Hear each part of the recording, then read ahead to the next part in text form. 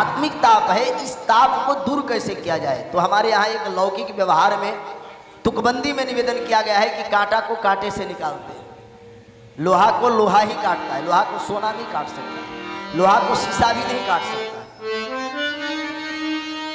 उसका तत्व ही काट सकता है। जैसे कोई किसी को सर्प दंश कर ले, सर्प काट ले, तो डॉक्टर के पास ले जाने, अब तो पहले तो झाड़ फूक चलता था, अब पढ़े लिखे लोग हो गए, अब क्या करते हैं, हॉस्पिटल में जाते हैं, उसके एंटीडोज देते हैं ताकि उसके विष को उससे अधिक विष डाला जाए, तब उसके पूर्व वाले विष जो है वो कम हो जाए।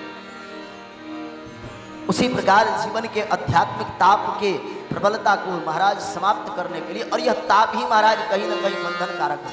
पापी का तो महाराज मार्ग निश्चित है कि उसे नरक ही जाना है, इसलिए वह निश्चिंत है, और कहीं न कहीं उससे महाराज कोई अगर सत्कर्म हो जाए तो फिर उसका सत्कर्म का मार्ग पुष्ट हो जाता है। पर सत्कर्म के मार्ग पर नित्य चलने वाले के द्वारा अगर कहीं भूल से भी पाप हो जाता है तो याद रखना उसके लिए फिर सारा मार्ग बंद हो जाता है। इसीलिए शास्त्र कहता है महाराज कि आत्मा के इस दृष्टि के द्वारा हमें अपने आप का अवलोकन करना चाहिए। भागवत एक दर्पण है, भागवत जीवन जीने का पथ है।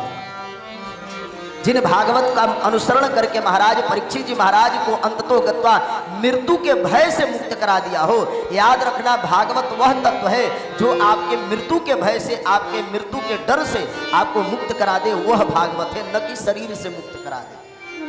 7वें दिन महाराज बाद जब परीक्षित जी महाराज से सुखदेव जी ने पूछा कि अब तुम मरने वाले हो, तो परीक्षित जी महाराज ने कहा महाराज मैं नहीं मरूंगा। वसांस जीर्णानि, श्रीमद् भगवद गीता में कहते वसांस जीर्णानि यथा विहाय नवा निगृह्णाति नरो पराणी।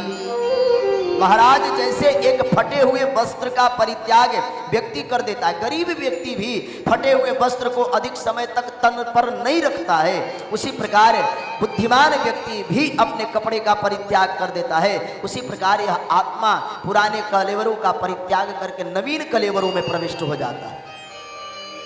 लेकिन महाराज जो सत्कर्म करता है, जो पुण्य कर्म करता है, जो धर्म के मार्ग का आचरण अपने अनुसरण करता है, वह किसी श्रेष्ठ कुल में उत्पन्न होता है, और जो पापाचरण करते हुए अपने अंतिम अंततो गत्वा शरीर का परित्याग करता है, उसी की आत्मा अनेकानेक पाप कर्मों में प्रविष्ट हो जाता है। इसलिए कर्म करो, कर्म करने के बाद ही व्यक्ति अपने स्वरूप का पहचान करा सकता है। यह जो भागवत महापुराण है, यह परीक्षित के जो ऊपर लगे हुए जंग थे, मल थे, उस मल को हटाया है। और परीक्षित का स्वरूप क्या है, परीक्षित जैसे संपूर्ण महाराज मनुष्यों का स्वरूप क्या है। तो गोस्वामी पाद तुलसीदास जी कहते हैं, निवेदन करते हैं कि महाराज इस जीवात्मा का स्वरूप क्या है। वह चेतन है, अमल है, सहज है, सुख राशि है। ट्रैक से नीचे जाएंगे तो याद रखना वह फिर ट्रैक पर नहीं आ पाता।